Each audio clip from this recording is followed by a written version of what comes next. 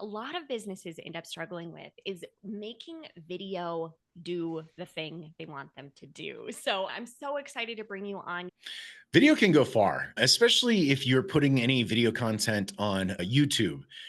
That is not a flash in the pan. That is like growing, a seed.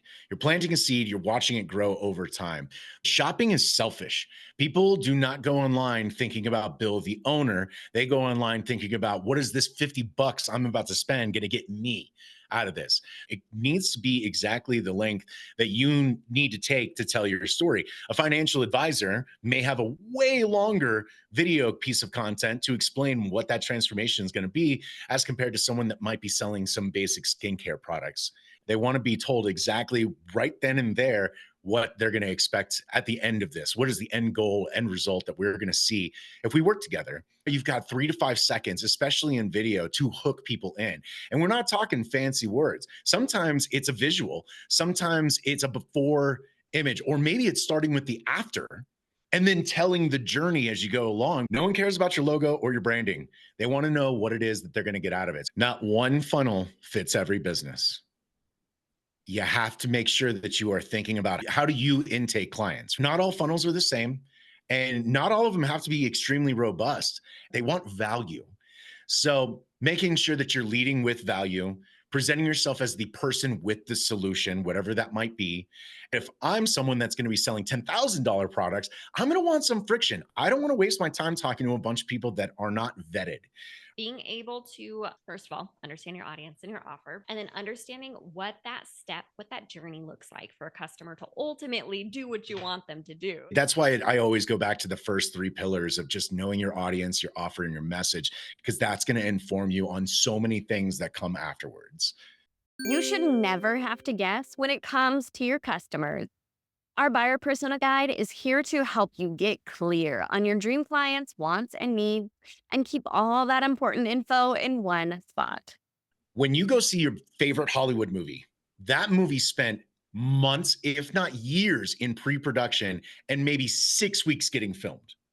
And then they spend 3 months editing.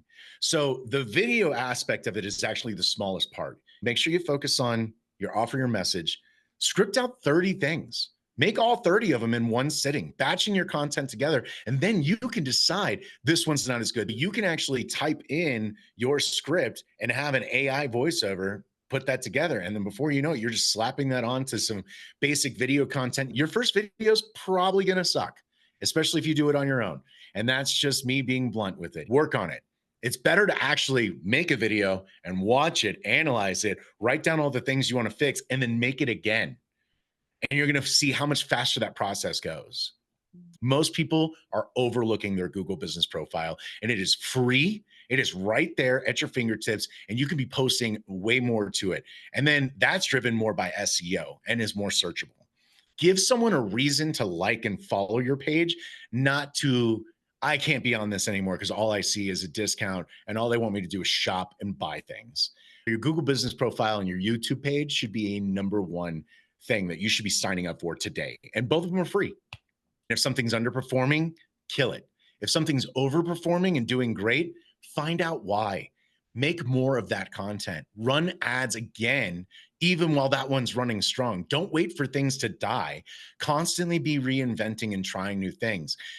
Facebook and Google are not against you guys. They are there to help you, but it does take time for them to get the correct data points on your audience so that then it can learn how to target them more specifically going forward. You just listened to another episode of the Succeeding Small podcast. I hope you had a pen to jot down all the actionable strategies we just shared. If not, no worries. We have every episode on our website, including transcripts, YouTube recordings, and plenty of small business resources. So visit the show notes and check out the incredible archive of content created for you and your scaling small business.